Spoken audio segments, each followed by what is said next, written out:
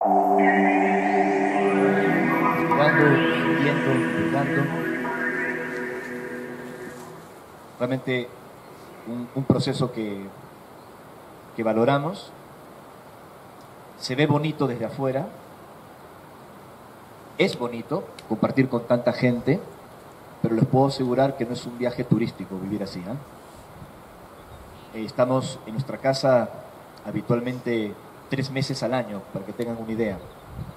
Hoy por hoy nuestro hogar se ha transformado en compartir con ustedes, con gente de otros países, en congresos, conferencias. Para nosotros fue, como les contaba el año pasado, muy especial este tema de el confinamiento y la situación mundial, porque fue la única manera de pararnos, ¿no? Y estuvimos 8 años confinados, perdón, bueno, para mí fueron como 8 años, ¿no? Pero fueron 8 meses.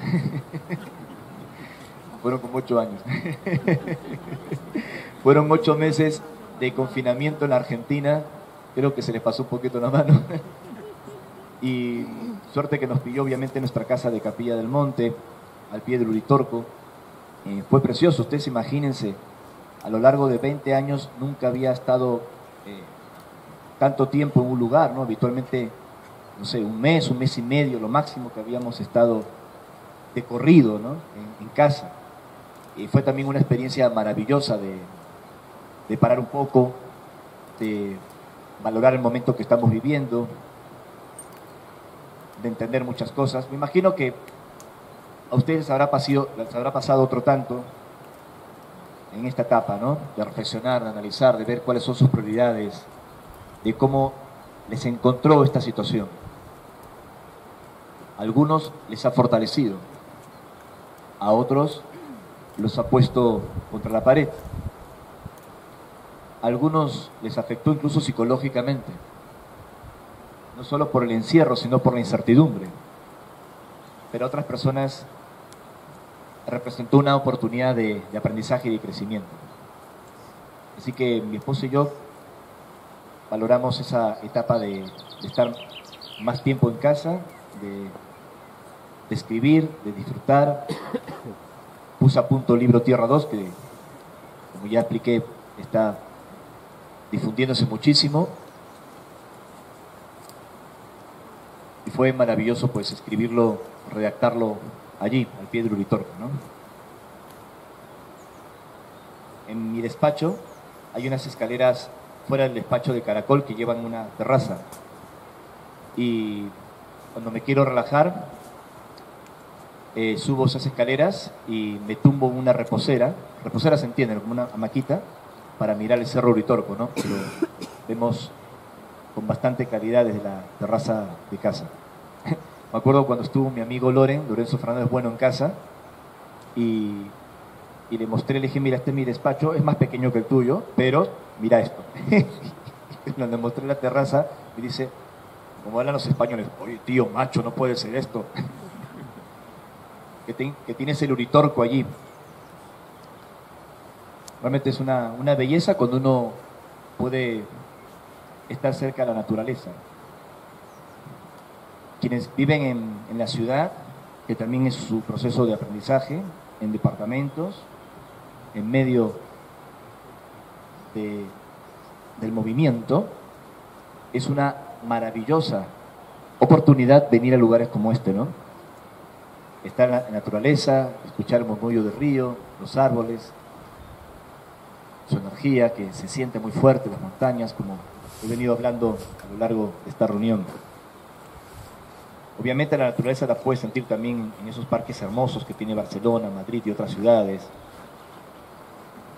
Pero hay lugares que además de naturaleza tienen ese algo más.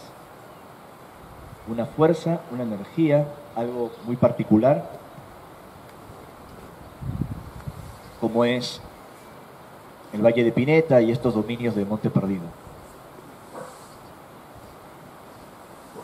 Cuando publiqué mi primer libro, Los Maestros del Paititi, habíamos hecho una consulta en comunicación en Perú, en el año 96, y preguntábamos qué lugares de contacto ellos tenían o bases o puertas de entrada, de salida, de conexión, una facilidad de interacción, de percibir en el mundo.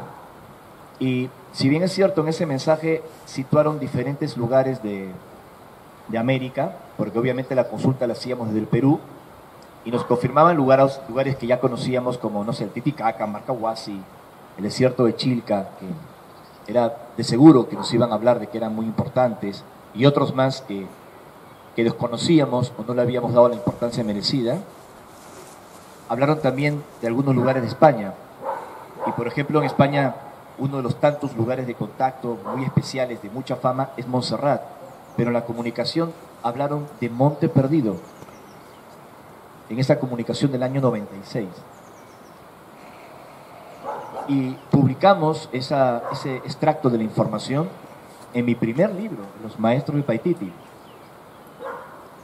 Y cuando empecé a viajar a España, creo que entre el año 99 o 2001, fue más o menos los primeros viajes que hice, si mal no recuerdo, yo le preguntaba a los grupos que me invitaban, que investigaban el tema, y no se reúnen en Monte Perdido, y no se reúnen en Monte Perdido, y nadie se reunía en Monte Perdido.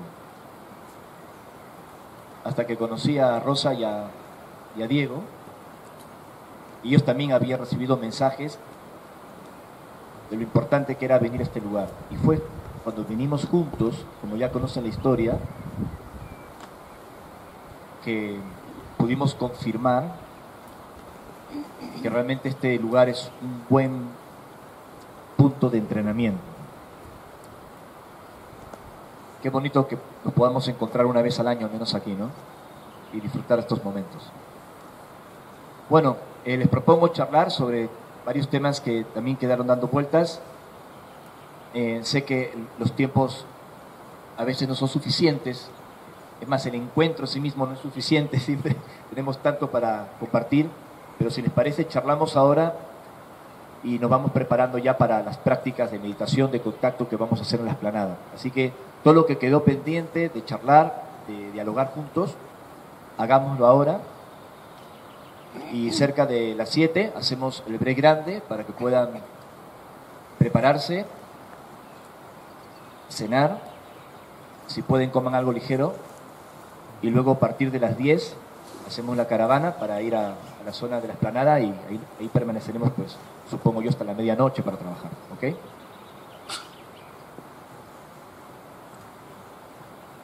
Así que aprovechamos y dialogamos sobre cualquier tema que haya quedado pendiente.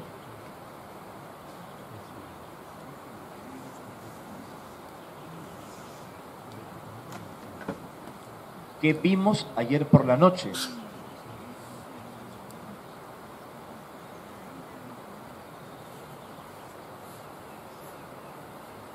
Anoche, un 80% de los objetos que vimos fueron satélites, naturalmente.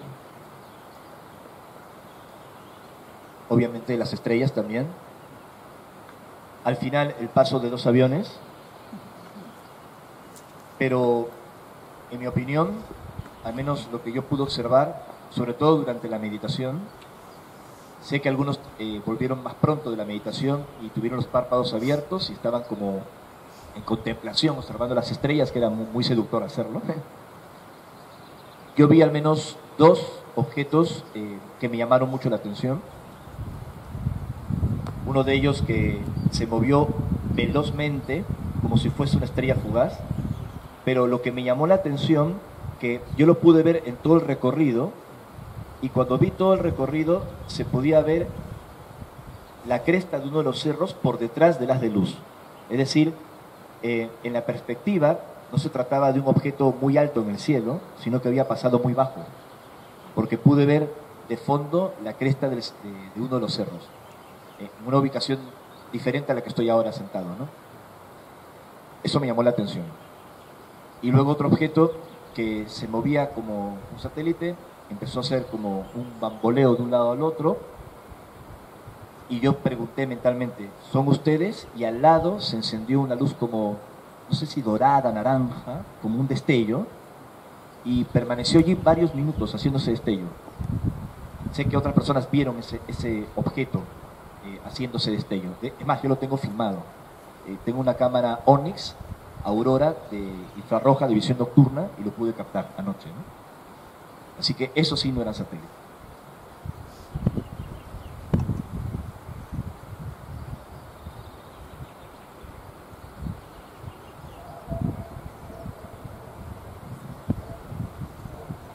Me preguntaban, porque se animan más cuando estamos ahí en el restaurante, sobre, a ver, en mi país, en Perú, esto lo he hablado muchas veces, pero creo que es importante puntualizarlo. Una de las formas de conectar con otras realidades es a través de las plantas sagradas. Hace poco entré en contacto con la familia de Amaringo Xuña. Quienes han seguido mis conferencias saben a quién me refiero. Amaringo Xuña, Pablo Amaringo Xuña, era un famoso ayahuasquero peruano de Pucallpa, de la selva. Y él había tenido la oportunidad de conectar a través de la ayahuasca, de esa mamacuna, de esa planta abuela, con otras realidades y ver seres, entidades, criaturas y pintarlos prácticamente en ese estado. Incluso objetos compatibles con el moderno fenómeno. Un fenómeno que en realidad es ancestral, que está desde siempre. Y me llamó la atención y, bueno, Pablo falleció, él consumió mucha ayahuasca desde muy joven y esto le generó un daño físico y se enfermó y falleció. Hay cosas de las que tampoco se pueden abusar y él mismo lo ha dicho, que hay que ser muy cuidadoso con estas cosas, más aún con personas que no están habituadas a este tipo de experiencias. A veces un occidental va a las selvas del Perú y puede probar las plantas sagradas y tiene una experiencia extraordinaria, maravillosa, y cree que es normal hacerlo una y otra vez. Pero los maestros andinos y los maestros de la selva dicen que no se trata del mismo contexto, porque ellos viven en la naturaleza, viven de otra forma, están acostumbrados a enfrentar estas experiencias con un entrenamiento de años, viviendo en comunidad, y una persona que llega de un departamento en Nueva York, quiere vivir esa experiencia por más de que se encierre 6, 7 días preparándose y toma la ayahuasca y enfrenta sus sombras, tiene sus visiones, es muy importante vivir todo eso y queda como alucinado. Vuelve a Nueva York, sigue su trabajo de saco y corbata y a los meses quiere volver al Perú y volver a intentarlo. Entonces se genera una adicción no a la planta, sino a la experiencia. Dicen los maestros andinos que yo conocí que un profano de las mamacunas es suficiente que con 2 o 3 ocasiones la pruebe para que te muestre el camino y luego tú lo transites solo. Si luego de que la mamacuna o las plantas abuelas te mostraron el camino y tú necesitas cada cierto tiempo volver a acudir a ellas, es como que, al menos con los que yo consulté, que tienen otra línea de interpretación, no todos piensan igual, también lo debo decir, como que entendiste que tu camino debe ser personal interior y no depender a un agente externo. Como lo he explicado en algunas conferencias, la propia composición de la ayahuasca, solo por citar ese caso, es un mensaje, porque una de las lianas tiene DMT, la dimetiltriptamina, que afecta tu glándula pineal y te genera estos estados no ordinarios de la conciencia. Si tú ingieres una de las lianas con DMT, no vas a experimentar nada, porque tienes una enzima que anula ese efecto, la monoamina oxidasa. Sin embargo, la otra liana de la preparación de la ayahuasca, como ya he explicado en otras conferencias, incluso aquí en Monte Perdido, impide que la monoamina oxidasa bloquee el efecto de la DMT y garantiza su paso directo para afectar tu psiquis. Es increíble, ¿cómo sabían esto los antiguos? Porque los dioses se lo revelaron. ¿Por qué digo que en la composición de la ayahuasca ya hay un mensaje? Porque nosotros, sin depender de nada externo, podemos segregar DMT desde la glándula pineal. Y podemos segregar DMT desde la glándula pineal a través de un entrenamiento mental, de la práctica de la meditación, de la concentración, pero es un camino más largo. Entonces, para muchos, la ayahuasca se transformó en una especie de fast food espiritual, que les garantiza que van a vivir una experiencia extraordinaria. No importa si saben meditar, no importa si se saben concentrar, no importa si tienen una disciplina de vida, se toman eso como quien se tomó 2 botellas de whisky y algo les tiene que pasar. Y así no es. Porque más allá de la mamacuna, de la planta abuela, hay un ritual, hay un respeto, hay una conexión. Como pasa también con los hongos, con la guachuma, con otras cosas. Incluso en el Perú, los chamanes me contaban, no sé si han oído hablar del guairuro, que es como una semilla peruana, negrita con rojo, que es muy especial, muy sagrada para mi país. Los antiguos chamanes vieron que el poto, bueno, la cola, poto en quechua es cola en Perú, ¿no? Si no, esa palabra no la puedo decir porque suena muy fuerte aquí. Bueno, pero es fuerte si lo digo acá, ¿no? La cola decimos en Argentina, las nalgas, voy a ser más técnico. En quechua se dice poto, ¿no? El poto, la cola de la viuda negra de la araña, es negro con una mancha roja. Eso, para los observadores de la naturaleza, los chamanes, era un símbolo de su toxicidad, que podía ser muy venenosa. Y la semilla del guairuro se parece a la cola de la araña, de la viuda negra. Entonces, ellos llegaron a la conclusión, los que fueron picados por la viuda negra, que puede ser un veneno neurotóxico, tenían como visiones, ¿no? Los que no morían tenían como visiones.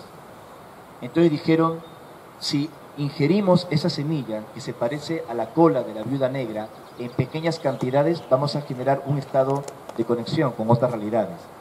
Y ciertamente, el guairuro, en cantidades muy pequeñas, permite conectar con visiones. Algunos dicen que es un alucinógeno, y sería un término discutible si lo analizamos de las neurociencias, pero si comes muchas semillas de guairuro, te puedes intoxicar, te puedes envenenar, puedes morir.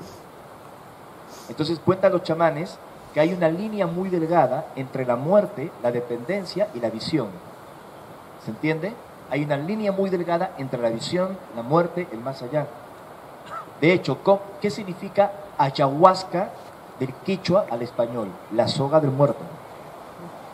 Porque reproduce, de alguna forma, la gran visión del alma antes de abandonar el cuerpo físico.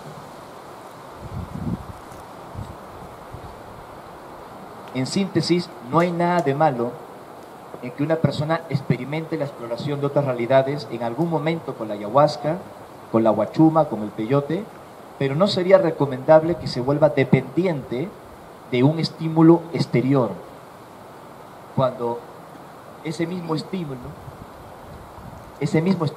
se encuentra en tu mismísima glándula pineal, se encuentra en tu propio cerebro. Cuando transitas por la disciplina de la meditación, de la concentración, hay un momento en que tu glándula pineal segrega la DMT y solo basta que ocurra una vez en tu vida para que marques un camino sin vuelta atrás. Es casi un estado como de conciencia del todo, una especie de nirvana, de satori, de samadhi, de iluminación. Es tu ayahuasca interior. Entonces, cuando una persona puede sentir lo mismo, meditando en silencio, observando un árbol, sintiendo el viento, meciendo un árbol, puede sentir lo mismo, ver cosas de sí misma, como si hubiese bebido la ayahuasca, es que está haciendo bien el camino, porque se encontró con su diosa interior. ¿Me explico? Con su diosa interior. Y este es un tema fascinante porque nos ha invitado a explorar los protocolos de contacto. No hay mayor diferencia, pues, entre un chamán, entre un medium y entre un contactado. Hay muchas cosas, como he explicado siempre, que se entremezclan entre el mundo ancestral, estos estados no ordinarios de la conciencia y el contactismo. Es un poco lo que quería puntualizar. En alguna oportunidad en seminarios en España me he expresado profundamente al respecto, hemos hecho conferencias hablando detenidamente de la glándula pineal, explicando todo esto con diapositivas y contando nuestras propias experiencias. De hecho, yo probé también la ayahuasca en su día, no experimenté, en mi caso, en mayores visiones ni nada, tal vez porque ya había experimentado algo semejante por el contactismo. Entonces, como que podría haber estado ya habituado a esos estados no ordinarios de la conciencia. Pero bueno, esto ya lo he explicado en muchas ocasiones, pero quería hacer una síntesis para aquellos que me estaban preguntando por estas experiencias.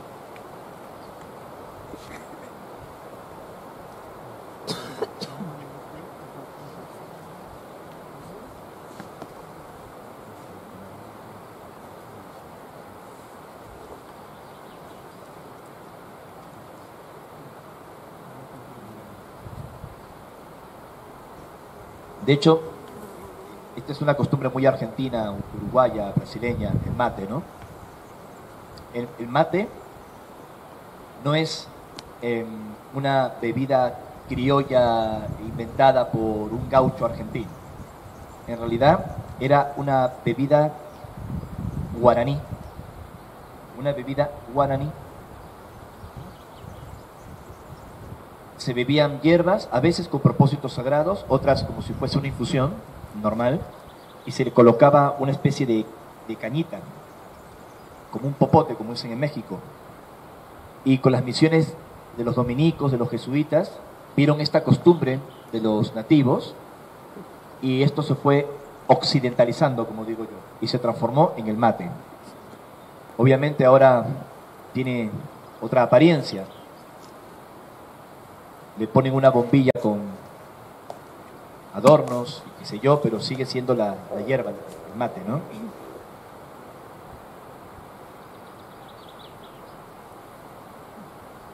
La palabra che que dicen los argentinos, ¿qué haces che? Es nativa, es guaraní. Entonces hay muchas cosas que son parte de la cultura actual, pero desconocemos su pasado nativo. Che significa, como decir, hombre, la gente. Es muy interesante. De hecho, hay una palabra machi o mache, significa persona en machiguenga. Machiguenga es la gente. Machi o mache, como che de los guaraníes. Qué increíble todo, ¿no? Hay tanto pasado nativo, ancestral, no solo en América, porque a raíz de la conquista española, no se olviden que muchos nativos del Perú fueron traídos a España y algunos se mezclaron aquí. Otros se mezclaron en los reinos de España, en México, en Perú, y de estos hijos mestizos llegaron a España. Hubo unos estudios genéticos muy interesantes donde españoles de apellido Fernández, González, con rasgos más españoles, ¿no?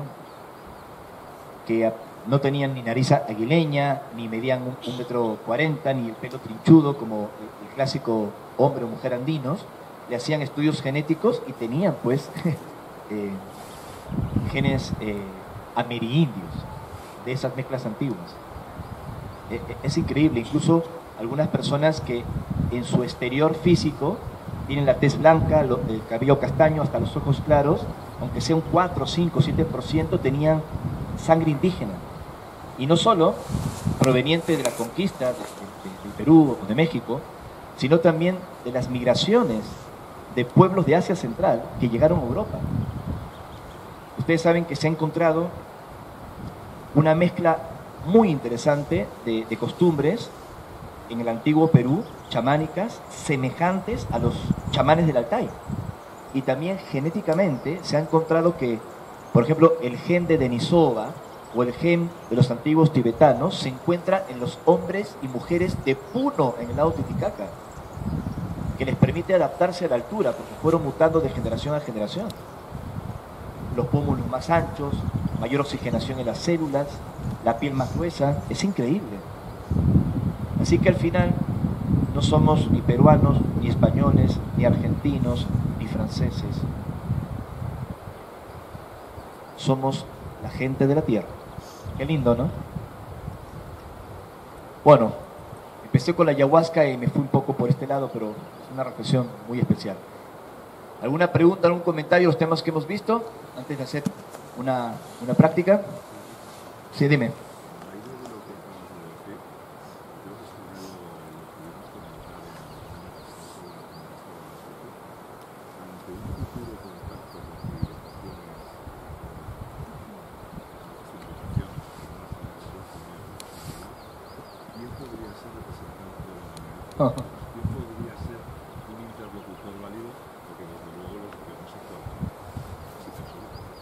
Bueno, mi amigo Víctor Cano me hace una pregunta, es un bandido porque él ya conoce la respuesta, lo que pasa es que él quiere que la repita aquí en público. Me dice, el día de mañana, en un futuro, sea mediano o largo plazo, si estos seres se presentan oficialmente a la especie humana, ¿con quién contactarían?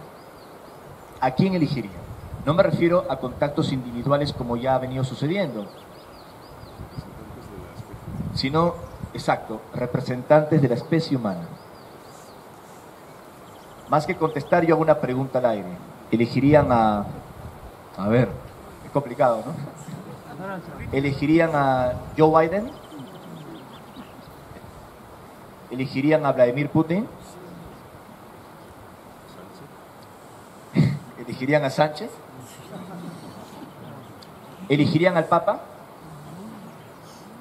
Incluso, doblo la apuesta, a pesar que a mí me simpatiza, pero ¿elegirían al Dalai Lama? Una vez les hicimos esta pregunta, ¿quién representa a la humanidad, a la especie humana? Dentro de nuestros líderes de la sociedad humana, ¿elegirían a un país en vías de desarrollo como Perú? ¿Elegirían algún país desarrollado de la Unión Europea o a los Estados Unidos? Y nos contestaron, elegiríamos a la gente indígena, a los líderes nativos de la tierra. Aunque sospechamos la respuesta, repreguntamos, ¿por qué? Y contestaron, porque fueron los únicos que entendieron, que vivieron en paz y vivieron en armonía con el planeta. Creo que la respuesta lo dice todo, ¿no? Gente que hemos ninguneado tanto. Incluso en mi propio país, y me da vergüenza. Siendo un país que el 70% de la población es indígena o mestiza, que ciertas sociedades de algunas grandes ciudades de Perú, Lima y otras más, al hombre del Ande, al hombre de la selva, lo ven como algo inferior. Afortunadamente eso está cambiando en los últimos años. Antes, solo para ponerles un ejemplo, alguna vez creo que se los he contado, ¿no? Pero si hay algún peruano aquí me va a entender perfectamente. Si 20, 30 años atrás alguien te hablaba palabras en quichua, estaba mal visto. Era como algo inferior. A pesar que muchas palabras que se emplean en Perú, en el coloquio normal, son quichua. Cuando tienes calor, tienes frío, arraray, achachay. Cuando dices voy a mi casa, voy a mi jato, jato es de jatum, de casa, bueno, y un largo etcétera. Y aún así miraban el quechua como el lenguaje de las empleadas domésticas que venían a trabajar a Lima. La comida. Comer una papa a la huancallina. Comer incluso el ceviche, que es un plato prehispánico, que se hacía con picante, para, no solo por el sabor, sino también para purificar el alimento, ¿no? Con limón, se hacía en el norte del Perú. Todos esos platos lo comían los obreros, la gente del pueblo.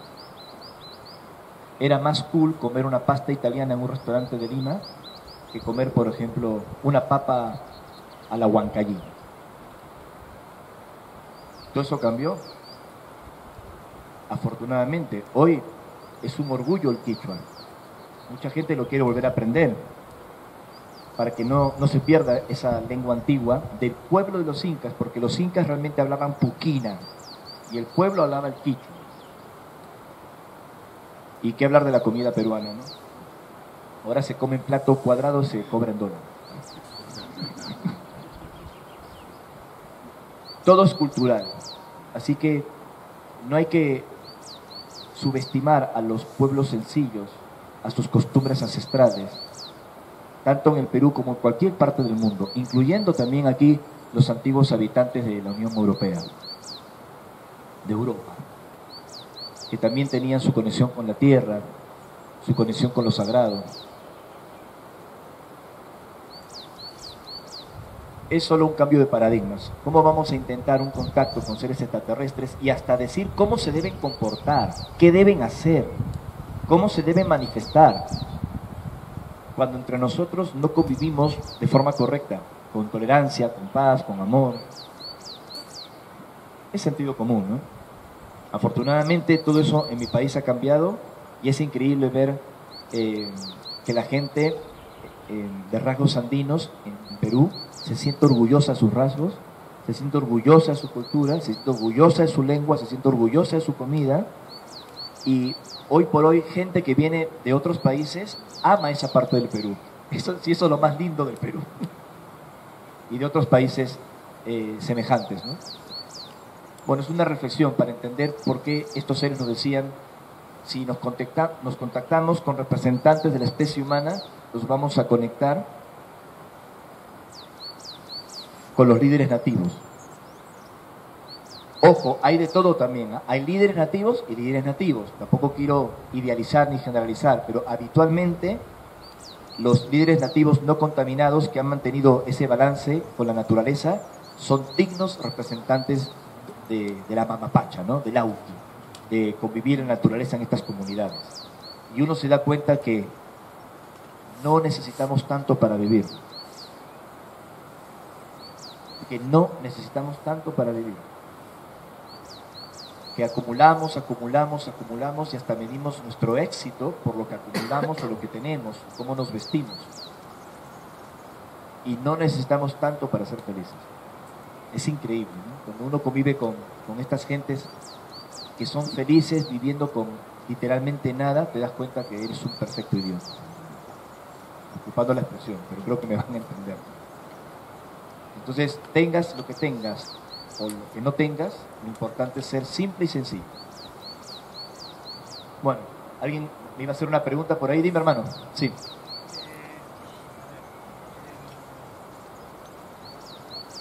Ahora con la guerra, ¿vale? Está todo el mundo más o menos rearmando, ¿vale? Parece que va a haber,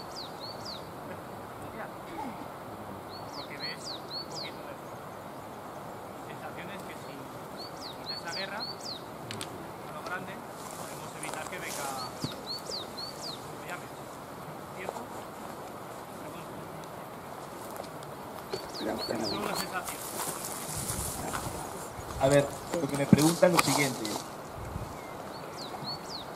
Ahora mismo con lo que está sucediendo entre Rusia y Ucrania y lo que está pasando en países aliados de la OTAN, que se están armando y están ayudando a Ucrania, y la postura de momento indeclinable de Moscú, esto podría potencialmente escalar y transformarse en un conflicto grave internacional. Sí, no es ningún delirio, podría suceder. Y él me pregunta si logramos como especie humana evitar, detener que esto no avance, podría contribuir de alguna forma a que otros acontecimientos futuros se anulen o se retrasen o se modifiquen, como el impacto de un asteroide. Sí, es correcto lo que dices, puede suceder. Yo hablaba con Gerardo Lemos Neto, que les comenté, el discípulo de Chico Javier, sobre todo esto, y él hacía un análisis y decía, bueno, pero estamos muy preocupados por Ucrania, Rusia, Estados Unidos, países miembros de la OTAN, entre ellos España, y estamos olvidando que estas guerras están pasando todos los años, que han ocurrido cosas terribles en Irak, que han ocurrido cosas terribles en Siria, y no nos hemos preocupado tanto en ese momento. Por un lado tiene razón, porque han ocurrido cosas terribles en esos países, ¿no? Con otras intervenciones militares, algunas que incluso se están desarrollando y desconocemos.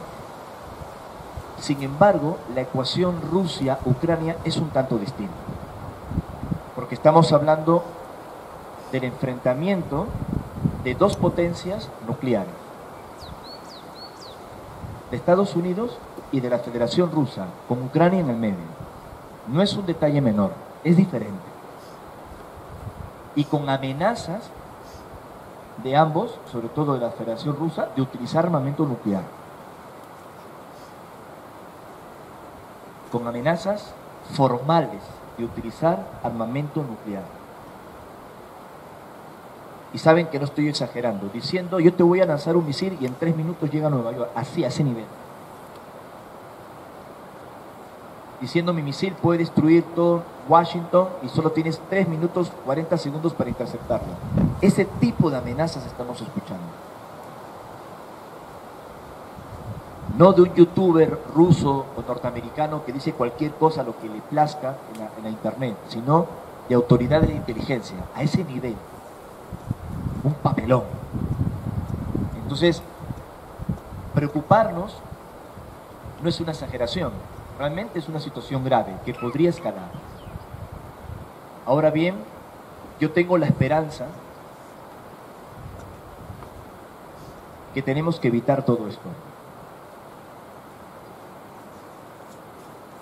A pesar de que buena parte de lo que está sucediendo, de acuerdo a mis noticias, como ya lo dije, estaba programado. Se sabía de los planes de Rusia, se sabía de que Rusia se estaba preparando para algo grande, estaba mejorando su economía, estaba acumulando un gran capital, se estaban preparando para una guerra.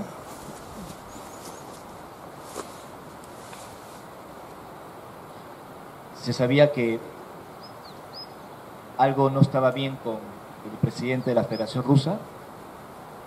Se rumorea algo que no está admitido oficialmente por el Kremlin con la salud de Vladimir Putin, según algunos agentes de inteligencia del MI16, otros exiliados de la inteligencia rusa que eran dobles agentes y confesaron de que Vladimir Putin supuestamente tiene un cáncer, algo que jamás van a admitir.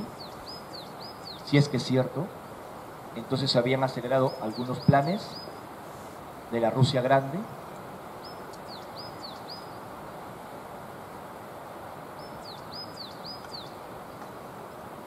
Estados Unidos necesitaba, como ya expliqué, según mis noticias y mis fuentes, empantanar el terreno y prepararse para sobrevivir de alguna forma ese pantano. Y esto está relacionado con la pandemia, con la diseminación de un virus.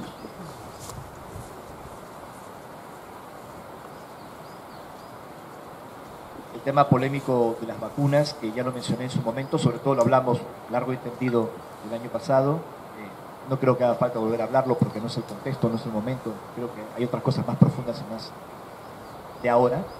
Pero obviamente, más allá de cualquier discusión, si está bien, si está mal, cada uno sacará sus propias interpretaciones, pero está claro que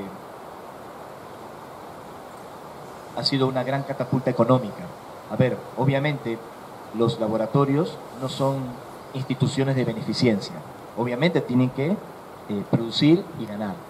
Pero de acuerdo a mis fuentes, se podría haber manejado de otra forma este asunto de las vacunas para no exigir que la gente cada 4 o cada 5 meses se tenga que vacunar. Y por lo tanto, según mis fuentes, saturar su sistema inmune y según mis fuentes, hacer más caja de esta forma. O sea, prepararse económicamente para algo. Según mis fuentes. Fuentes humanas, ¿no? Científicos. No los que circulan en internet, en páginas de conspiración o grupos de conspiración en Telegram. Estoy hablando de otro tipo de fuentes, ¿vale? Así que se han preparado económicamente, una pandemia que es tan solo la punta del iceberg de otras cosas que están detrás? ¿O les parece que es azar, casualidad, que luego de una pandemia que ha deprimido tanto económicamente a muchos países, que ha generado tantas cosas, que justamente ocurra esto? Que por cierto, también se provocó a Rusia. También hubo una provocación. No estoy justificando nada de lo que está sucediendo con Rusia, pero también han pasado cosas muy fuertes en Ucrania. Y se ha sabido provocar a Rusia para que tomen una decisión militar que iba a ser muy mal vista, y de hecho está muy mal lo que hicieron a nivel internacional. Es una guerra geopolítica, económica, que puede cambiar el mapa de la historia de la humanidad en los próximos 50 años. Y no exagero. Es una lucha de poder. Como dijo hace 2 días Vladimir Putin, Estados Unidos debe saber que ya dejó de ser una potencia unilateral en el planeta. Estamos nosotros. Vladimir Putin no va a ceder. Los Estados Unidos tampoco. Es la oportunidad para terminar de aplastar a su rival. Y China, por ahora, observando. Entonces, este panorama histórico que estamos viviendo podría empeorar, como me pregunta el amigo, podría empeorar. Y más aún, como ya expliqué, si llegamos a utilizar armas nucleares en el conflicto. Sería un terrible mensaje al cosmos.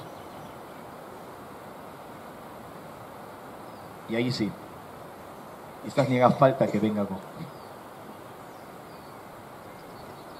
Sin embargo, luego de este muy somero y superficial análisis, sigo pensando que estamos a tiempo de detener las cosas. Dirán, ¿cómo? Aunque suene a pensamiento mágico, sigo pensando, porque así lo aprendí, que mucha gente vibrando en paz, deseando la paz y tratando de sembrar la paz con acciones concretas en el día a día, en lo pequeño, van generando una masa crítica. Y poco a poco, como la gota que horada la piedra, va generando como una masa de influencia. Yo creo que de esa forma vamos a poder influir en los acontecimientos, generar como un efecto dominó. Una pregunta muy interesante. Pero creo que sí lo podemos cambiar. Estoy convencido que sí lo podemos cambiar. ¿Alguien está levantando la mano o se está abanicando ahí al fondo? Ok, sí, dime. No sé si te voy a escuchar desde allí. Muy fuerte. Sí, sí, gracias. A ver, a lo mejor aprovecho ya que estoy aquí en medio y hago dos, ¿no? Claro que sí. Claro, el tema de Michael Sala, Sí. para empezar, cuando empieza a hablar de que uno de los motivos de la invasión de Ucrania estaría en el tema de una nave que se está despertando como varias, según dice él, Elena Danán en el planeta, en la zona de Kerch, en Crimea. Entonces, eso es un temita porque es que esto está lleno de motivos y submotivos, ¿no? Sí. Entonces, eso era saber primero tu opinión sobre eso. Y en segundo lugar, y eso ya es otra cosa, el tema del Minions, que ayer dijiste que nos iba a... Y el tema que no, yo no he terminado de leer el libro, pero sí que me consta también, el tema de la falta de agua o el tema de que el agua en condiciones subatómicas pues como da origen a otro estado Así es. no material, no visible del agua, y que eso ha producido problemas en otros planetas. Es correcto.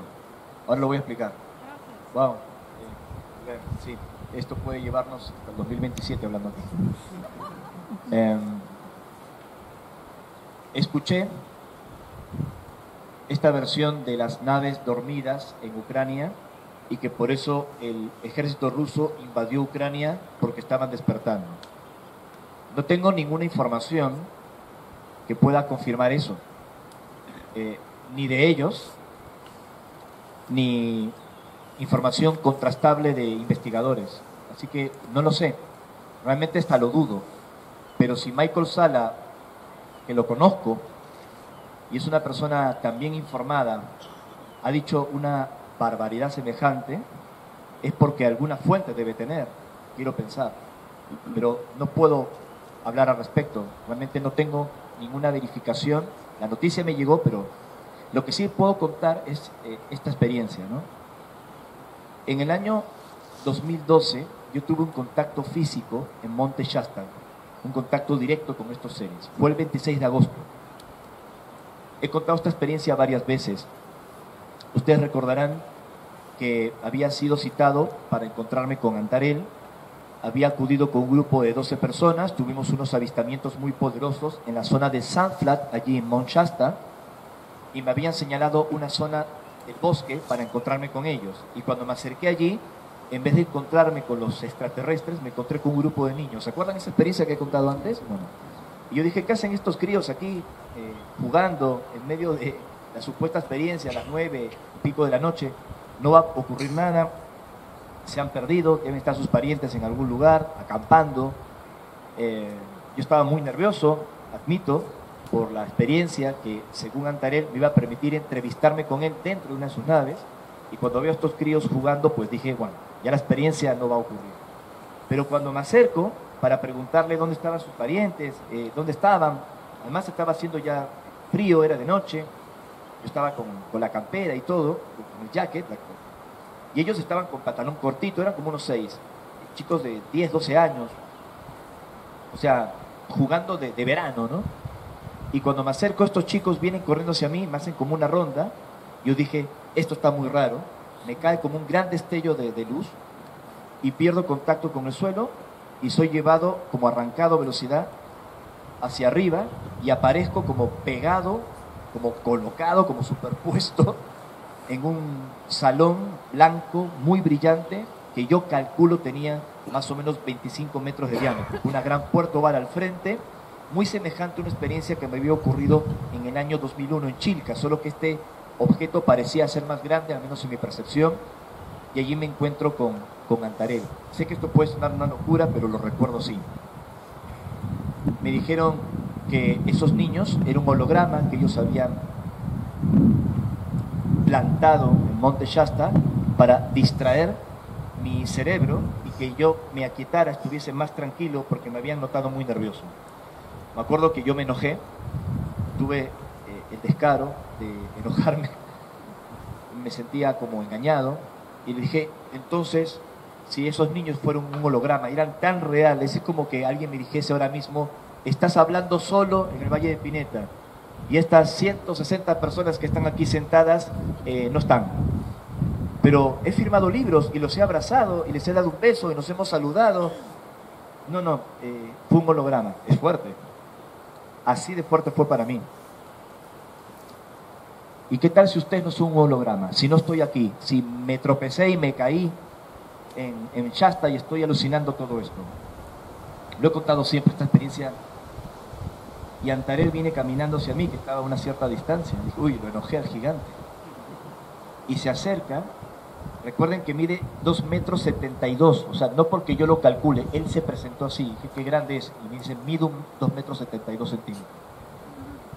Y se acerca, y con su tremenda mano, la apoya en mi pecho, ustedes imagínense cómo estaba yo, se agacha ligeramente para acercar su mano, y me habla en español. Habitualmente los mensajes han sido mentales, telepáticos, pero me habla, o sea, verbaliza. Y me dice, Richard. Yo me llamo Ricardo, pero mi nombre de pila, en la época del colegio, de mi familia, me decían Richard en Perú. Y me llama así, por mi nombre de pila. Me dice, Richard, somos sus amigos, sus hermanos, ¿realmente estás aquí? Bueno, ahí me convencí que lo que me estaba pasando era cierto. ¿Cuál era el objetivo de ese contacto? Antarel me dijo que dentro de 2 años iba a ocurrir algo importante en Rusia y que viajáramos al Altai, que era la zona de contacto más importante de Rusia, en Siberia, y que allí comprenderíamos todo. Entonces nos dieron una serie de instrucciones, una serie de informaciones en ese contacto, volví del contacto, volví a aparecer otra vez en Sanflat y compartí esto con mi grupo de investigación y preparamos el viaje a Rusia. Bueno, ¿qué pasará en el 2014 en Rusia? Que Antonio nos ha dicho con 2 años de anticipación que vayamos a Rusia. Sabía que tenía que ver algo con una guerra y con comprender algo vinculado con el rol de Rusia en los futuros acontecimientos de la paz mundial. Bueno, cuando estábamos planificando ya nuestro viaje a Rusia, era el 2014, ocurre el conflicto fuerte con Ucrania, la anexión de Crimea, eso fue en el 2014. Llegamos a Rusia en ese contexto. Cuando arribamos a Siberia y viajamos hacia el Beluja, se nos asigna a un militar ruso que había estado sirviendo en Crimea, en Sebastopol, había sido un doble agente, nos lo dijo así a boca pelada, que había vivido en Estados Unidos, por eso hablaba inglés y se comunicaba en inglés con nosotros, y nos decía que habían recuperado Crimea. Como nos vio que éramos latinoamericanos, mochileros latinoamericanos, no sabía ni quién era yo, obviamente estábamos en Rusia, como que nos contó varias cosas y de su celular nos mostró varias fotos que no me permitió a mí fotografiar. Alexei se llamaba, y nos dijo que tenían muchos submarinos, muchas bases nucleares, mucho armamento de la Guerra Fría que estaba en esa región y que querían recuperar. Y que iban a continuar hasta recuperar el Imperio Ruso. Esto nos lo dijo en la expedición en 2014, en agosto del 2014. Y también me comentó que habían descubierto huellas, habían aparecido unas luces enormes de formato discoidal que habían aterrizado en la nieve y lo habían observado, bueno, todo eso, ¿no? Fue una experiencia extraordinaria. Y en ese momento, pues, comprendimos que Rusia, por unos mensajes que recibimos allí, tendría una decisión gravitante que podría desencadenar o una tercera guerra mundial o establecer la paz en el planeta. Y así lo comunicamos al volver de la expedición. Y le dimos mucho énfasis a la obra y mensaje de Nicholas Roerich, porque fuimos a la montaña que Roerich amaba, el Beluja, que curiosamente, según el investigador Geoffrey Ash, significa donde duermen los que llegaron de Orión. Tremendo nombre. Entonces imagínense todo lo que está pasando ahora, después que estuvimos allí, y lo que nos había advertido Antarén 2 años antes, experiencias que fueron compartidas en conferencias, en informes que están escritos, o sea, no lo estoy contando ahora, o sea, lo vengo hablando del 2012, y ver que todo esto está sucediendo ahora, para nosotros es muy fuerte. Por eso, como en su día, las apariciones marianas, sea lo que haya sido, sobre todo la de Fátima, con todas las tergiversaciones y distorsiones del mensaje, pero rescatando el mensaje puro de quien haya transmitido esa información, cuando hablaba también de que Rusia tendría que ser consagrada a algo espiritual para que la paz del planeta sea asegurada. Ustedes vieron de que por enésima vez Rusia fue consagrada al corazón de María, ¿no? Lo hizo el Papa Francisco. Cuando el Papa Juan Pablo II lo quiso hacer, sufrió el atentado en la Plaza de San Pietro, y fue un atentado donde no se sabe si fue perpetrado por la CIA para echarle la culpa a los rusos o si lo hizo realmente la KGB, como lo dijo el turco implicado en el intento de asesinato. Es un tema muy viejo que está en las profecías, en los contactos, en los mensajes, pero todo apunta a que Rusia tendría un papel muy clave, o para pacificar el planeta Tierra, así como lo escuchan, que Rusia traería la paz al planeta o que Rusia traería la guerra. Y cuando volvimos del 2014 se nos explicó todo esto. Es lo que yo podría decir al respecto. Y sobre el Minius, bueno, el Minius, según los extraterrestres de Alpha Centauri, es la partícula antes de la nada. Y según estos seres, el mundo subatómico tiene como una especie de conciencia. Y si utilizamos esa fuerza subatómica para propósitos militares de destrucción, estamos rompiendo ciertos protocolos en el universo. Y como ya dije el día de ayer, cuando se hizo el proyecto Trinity, la explosión atómica allí en Nuevo México, incluso también el polémico proyecto Filadelfia 2 años antes, en 1943, todo eso generó una señal contraproducente al universo, y por eso estos seres se empezaron a manifestar nuevamente en nuestra realidad para advertirnos. No solo a testigos comunes y corrientes, sino también a militares, como yo lo he explicado en otras exposiciones. Y bueno, eso puede volver a ocurrir, solo que tenemos un límite de tolerancia. No de nosotros, sino de ellos. Hasta dónde podemos llegar. Para ir al grano, si nosotros descubrimos el Minius a través de los grandes aceleradores de hadrones, o si utilizamos la energía subatómica o nuclear para destruir naciones, automáticamente el cordón de protección o cuarentena planetaria en donde estos seres están implicados desaparece. Ya no tenemos ninguna prohibición ni para salir más allá del sistema solar, y tampoco no tenemos ninguna protección para que nadie venga aquí.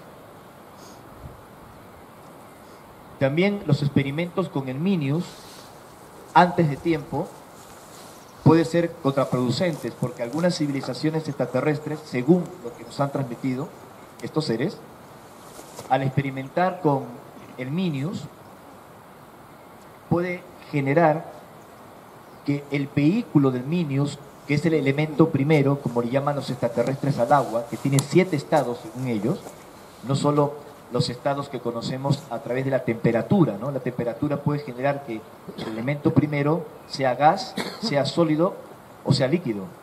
Pero hay otros estímulos, incluso subatómicos, no solo basados en la temperatura, que lo transforman en otra cosa. Entonces, si utilizamos una tecnología basada en el Minius, en un planeta que la mayor parte es acuático como la Tierra, y lo hacemos de forma equivocada, toda el agua de la Tierra podría ser transformada a un estado donde prácticamente desaparece de un estado palpable, ¿me explico? El problema no es solo la sequía del planeta, también podría traer consecuencias graves en el cuerpo humano, porque la mayor parte del cuerpo humano es líquido. Bueno, todo esto lo han explicado, al parecer, los ancestros de Antael, que son de linaje extraterrestre, enfrentaron ese problema, parte de su civilización se extinguió y también se cargaron el planeta. Por eso huyeron de lo que llamamos Apu 1, esto lo explico en Tierra 2, y viajaron a esta región de nuestro universo y colonizaron un planeta en la región de Alpha Centauri, donde según Antael hay 3 planetas colonizables. Ellos estarían en la estrella Alpha B, y los humanos colonizaríamos un planeta en Próxima Centauri. Sí, suena a ciencia ficción, pero les garantizo que la realidad supera la ficción. Dime. A ver, te quería preguntar, yo soy de Montevideo, Uruguay, y no sé si has estado en un sitio que se llama la Estancia La Aurora. Claro. ¿Has estado? Sí. ¿Sos uruguayo? Sí. ¿De Montevideo? Montevideo, pero vivo aquí hace 25 años. Ah, wow. ¿Dónde está el mate? Mañana. Ah, pero lo deberías tener ahora con el termo aquí. Estuve por la mañana tomando. Ah, vale. No suelo tomar porque si no me acelera mucho. Y mucha cafeína, entonces Vale. tomo una sola vez. La mañana de comer. Me gustaría. Yo aprendí a tomar mate con los uruguayos. Son los maestros materos. Bueno, sí. Bueno, se toma mucho. Gracias, amigo. Gurí. Uruguay es un país maravilloso. Y tuve la ocasión de visitar una estancia en Uruguay y Argentina, se le llama estancias a los grandes campos. Es un campo de unas 1500 hectáreas, para que tengan una idea, llamado Aurora. A fines de los años 70, esto lo comento, si mal no recuerdo, en Lugares de Contacto, hay un capítulo dedicado a este expediente. Ocurre un fenómeno en el cielo, avistamientos de objetos, de luces, y luego la explosión de un ombú, que es un árbol muy frondoso que crece en Sudamérica, sobre todo en la parte sur, y el hacendado, el dueño de la estancia, Ángel María Tona, queda perplejo pues, por el incidente, porque el ombú no solo fue despedazado por un supuesto rayo, sino que quedó un hoyo muy profundo.